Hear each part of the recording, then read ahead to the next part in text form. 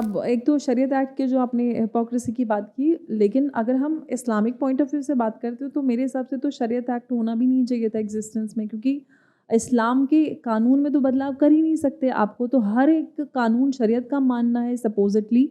तो सबसे पहले तो जो पीनल, लेकिन मान कहाँ नहीं देते, वो हिंदू लॉ चल रहा था यहाँ तो पूरा। नहीं वो अब मैं Personal law आज में। के दौर की बात कर रही हूँ, एग्जिस्टेंस में नहीं होना चाहिए था, क्योंकि मुसलमानों को तो अपना अलग से पूरा शरीयत कोडिफाई करवाना चाहिए था, चाहे टैक्स लॉज हो या पीनल कोड की बात करें या सिविल लॉज, वो होने चाहिए थे इस्लामिक कानून के हिसाब से, जो शरिया के कानून में कहा जाता है। हम भारत की अगर मौजूदा दौर में बात करते हैं, यहाँ पे सब लोग यूनिफॉर्म सिविल कोड की पे ही सिर्फ इस्लाम खतरे में आता है, अदरवाइज पीनल कोड सबके लिए एक जैसा है, आपके लिए भी मेरे लिए भी।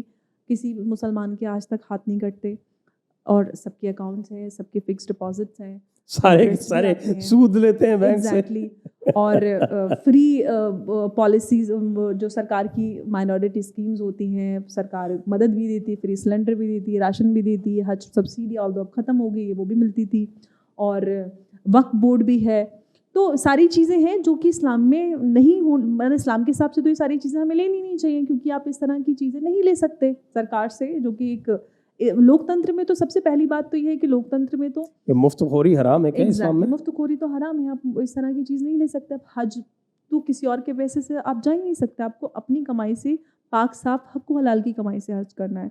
तो आप ये सारी चीज़ें किस नाम पे कर रहे थे? तब अल्लाह के जो दीन की शरीयत थी, अल्लाह की जो शरीयत थी कुरान, वो सारी चीज़ें कहाँ गई थी? तो ये हिपोक्रेसी बड़ी वहाँ पे आती है। अभी कुछ दिन पहले का मैं एक वाक़या बताती हूँ। एक टीवी शो में थी, ऑडियंस वाला शो था, तो वहाँ पे एक मुसलमान एक लड़का था, वो उनका सवाल मेरे से था कि सवाल अंबर जैदी से है, इनसे मैं जानना चाहता हूँ कि आपके दीन में तो बदलाव हो सकता है, मेरे दीन में बदलाव नहीं हो सकता। मैंने कहा आपका इस क्या मतलब है कि आपके दीन में बदलाव हो सकता है, कि क्या आप ये मानती हैं कि अल्लाह का जो कुरान है वो अल्लाह का जो किताब है उसमें विश्वास रखती हैं? मैंने कहा जी बिल्कुल रखती हूँ। उसके किसी भी अहकामात में किसी भी उसमें बदलाव नहीं हो सकता? मैंने कहा जी बिल्कुल नहीं हो सकता। तो फिर बताइए यूनिफॉर्म सिविल कोड में क्यों आप लाने की बात कर रहे हैं? मैंने कहा आप एक बार बताइए, आपका सवाल हो गया? वैसे तो उनका सवाल ही नहीं ख़त्म हो रहा था। मैंने कहा आप सुन लीजिए, आप नहीं कर सकते बदलाव। उन्होंने कुरान की आयत कुछ बताई ला तब्दीला हो और समथिंग कि हम बदलाव नहीं कर सकते अल्लाह के किसी भी फरमान में, कानून में। मैं क्या नहीं कर सकते ना, तो फिर आप पीनल कोड क्यों आप फॉलो करते हैं भारत के संविधान के अंतर्गत? तो उसमें भी आप हाथ कटवाइए, जो रेप करे उसको संसार करवाइए। और आप इतने ही बड़े मुसलमान हैं तो आप all India Muslim personal law board और आप टैक्स लॉज भी वही भारत के वाले फॉलो करते हैं। सबकी फिक्स डिपॉजिट पे टैक्स भी आता है, इंटरेस्ट भी आता है, सारी चीज़ें आती हैं। वहाँ पे इस्लाम खतरे में नहीं आता। इस्लाम खतरा वहीं पे होता है जहाँ पर एक महिला के अधिकारों की बात आती है। तो ये सारी चीज़ें मुसलमानों के दिमाग में डाली गई हैं, जहाँ से आपने बात की ना वो 1937 से, ये साजिश तब रची गई थी। और जो विक्टिमहुड माइंडसेट जो क्रिएट हुआ है ना, तो ये बहुत सालों की मेहनत लगी इसको बनाने में। जो ये पूरा ज़ख़ीरा बन के तैयार हुआ है ना, पॉलिटिकल पार्टीज़ ने उस वक्त ये साजिश रची, और उस साजिश का शिकार मुसलमान रहे। आज भी वो अपने आप को, उनको ये नहीं पता कि साजिश किसने की, उन पे जुल्म किसने किया, उनको आज तक नहीं पता चला। वही फिरकी लेके कोई चला गया, उनको पता ही नहीं है आज तक कि किसने फिरकी ली, और फिरकी लेके पाकिस्तान चला गया और पाकिस्तान भी बन गया।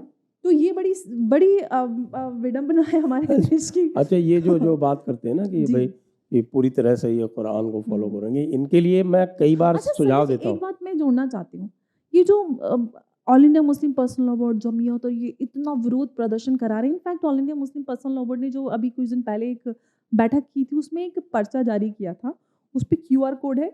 आप उस QR कोड को स्कैन करते हैं तो एक ऑटो जनरेटेड ईमेल पॉपअप होता है। आपने सपोज मैंने अपने मोबाइल से स्कैन किया, आपने किया, तो आपकी ईमेल आईडी में जाके डायरेक्ट वो खुल जाएगा, और डायरेक्ट आपको सिर्फ उस पर सेंड क्लिक करना है। उसमें सारे सजेशंस उन्होंने एक फॉर्मेट बनाया हुआ है, आपको सिर्फ भेजना है लॉ कमीशन को। मतलब लॉ कमीशन पे प्रेशर बनाने का, उससे कोई फर्क नहीं पड़ता। नहीं, मैं आपको आगे बोलूँ क्या वाली, मैं ये बोलूँ कि आप प्रेशर क्रिएट करवा रहे हैं। ऐसा क्यों नहीं बोलते कि मुसलमानों के लिए पूरी तरह से शरीयत लागू होनी चाहिए, पीनल कोड में भी, टैक्स लॉज में भी और पर्सनल लॉज में भी, तब मैं आपको मुसलमान मानूंगी कि आप मुसलमान हैं। मैं तो वाकई में असली मुसलमान तो वो होता है ना जो कुरान मानेगा। हाँ, ऐसा ये कहते हैं ना। एग्जैक्टली। तो मैं कुरान की 2 आयतें बताता हूँ आपको। जी।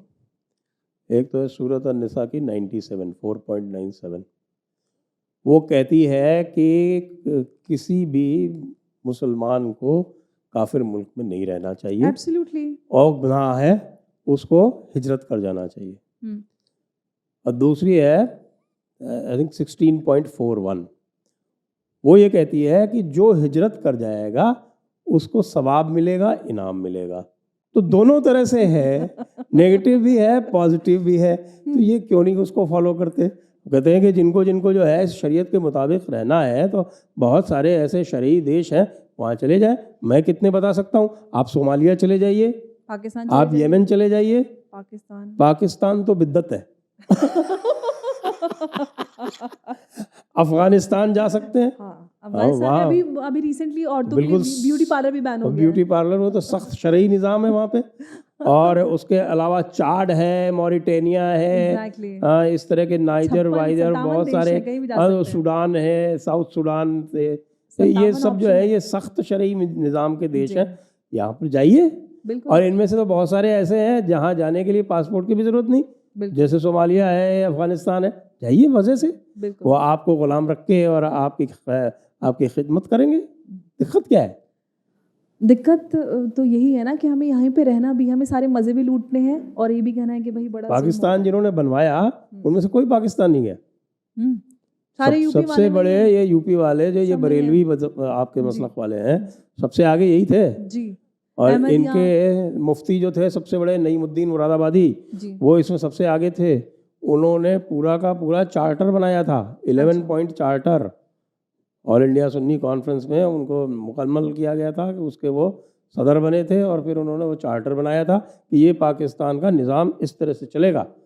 और वो किस तरह का था, वो जैसे ईरान का है ना उस तरह का था कि एक सुप्रीम काउंसिल होगी, उसका एक जो सदर होगा, प्राइम मिनिस्टर वो अपॉइंट करेगा, जैसे वहाँ होता है।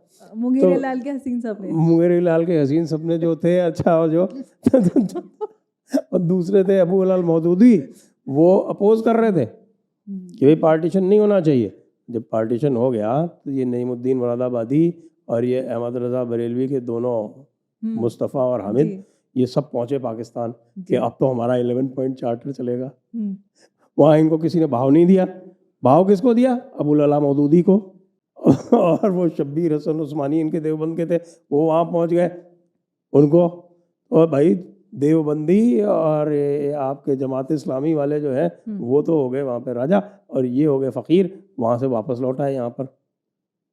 किस मुंह से वापस लौटे भाई? वहीं जाओ ना, हिजरत करनी चाहिए भाई, कुरान फॉलो करो, आपको हिजरत करो, हिजरत का सवाब भी है, हिजरत ना करने का दंड भी है, दोनों चीज़ें हैं। दोनों चीज़ें। और दूसरा, अगर हम इस्लाम की पॉइंट ऑफ व्यू से बात करें तो सबसे पहली बात तो ये कि डेमोक्रेटिक सेटअप में तो इस्लाम के कानून लागू होते ही नहीं है, वहीं पे लागू होते हैं ना इस्लाम के कानून, जहाँ पर जो आपका जो राजा है, जो शासक है, वो इस्लाम का मानने वाला हो, तभी तो लागू होंगे। अगर आप इस लोकतंत्र में शरिया की बात करते हैं तो मुझे लगता है ये तो सबसे पहले इस्लाम के खिलाफ बात है। और लोकतंत्र या डेमोक्रेटिक सेटअप में तो एक बिलीफ सिस्टम तक ही लिमिटेड होता है ना इस्लाम।